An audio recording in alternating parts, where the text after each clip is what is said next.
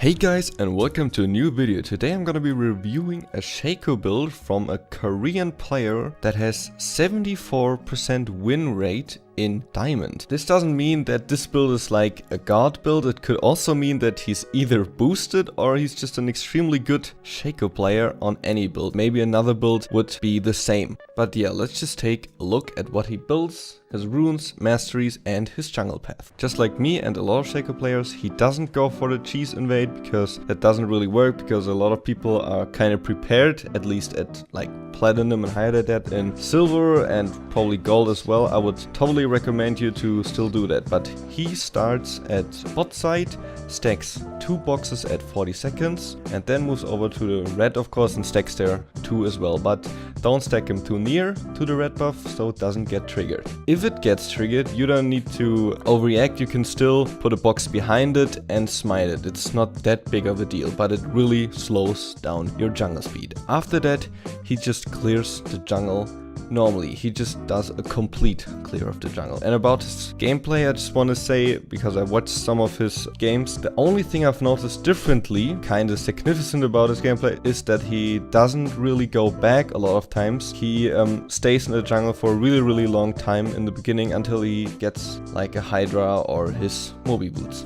So let's now move over to his runes, which are exactly the runes I use. Just 9 attack damage marks, 9 armor seals, 9 ability power glyphs. Here you can take attack speed cooldown, or magic resist, of course, but this is what he takes. For quintessences, 2 attack speed and 1 attack damage. Pretty standard. But now for the masteries, he's actually being pretty cocky. In the ferocity tree, he doesn't take oppressor, he goes for bounty hunter and also natural talent instead of vampirism. And the reason why that's a little cocky is because early oppressor will help you a lot, but if you get fat, you get more value of bounty hunter, of course. Now moving over to the cunning tree, he takes savagery, which is kind of strange, which you will see later, because his build is revolving a lot about movement speed. So I don't know why he took that there, because I feel like on Shaco it's really not that necessary to take savagery, but maybe he just wants an extreme fast jungle clear. Everything else is just pretty standard. And now to the most interesting part, the build he takes. Now, of course, he doesn't take the same build every time, but I'm just gonna go over what he takes most of the time and all the variables. Is that how you say it? I'm not quite sure. That might occur that he takes. So first off, he always starts with Hannes Machete and a refillable potion. Pretty standard. And after that, depending on how much gold he has, either goes for Mobi boots, Tiamat, or one of the smites. I think he refers blue smite, but he also takes red smite sometimes. After building out all of these items, goes for BF sword and then finishes his warrior. And now something strange I've noticed is that at like minute 20 after finishing all this, he still goes and builds a hunter's potion. I've seen him build it earlier as well, but most of the time he actually builds it this late. I've tried out this build as well, and for me, I feel like at 20 minutes the hunter's potion feels kind of useless and wasted money, but maybe I'm just utilizing it wrong, but that's just how I felt about it. After that, he finished a Duskblade of Draktar. I haven't seen a lot of players use it, but after Humus got nerfed a little bit, I actually do kind of like the overall more movement speed and the passive of it. It's 15 more 80 and just a little bit more gold than Humus. I've also tried building them both, but that's for another video.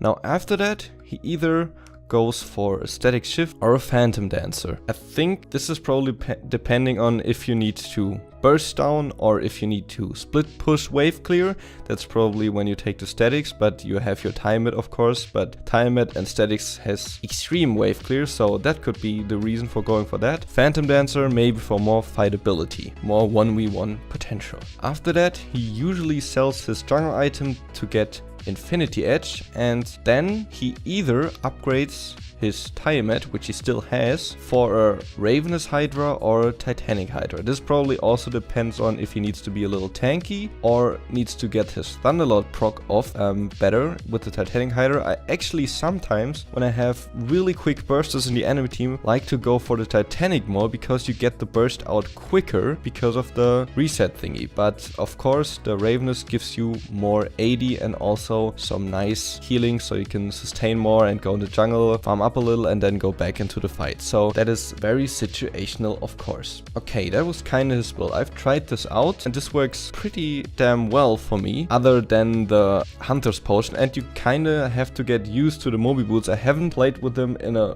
really long time, but it feels really nice to just get somewhere really quick. But then if you're only 375 fast and trying to catch someone off, that could be really annoying. But when you have your Draktar and the statics or something, then that's no problem anymore, and you're like 500 fast, 500 something out of combat, and that is just a really nice feeling. Also, another thing, he also went for Guardian sometimes. I'm guessing if you get bursted down quickly, you can like refresh after it.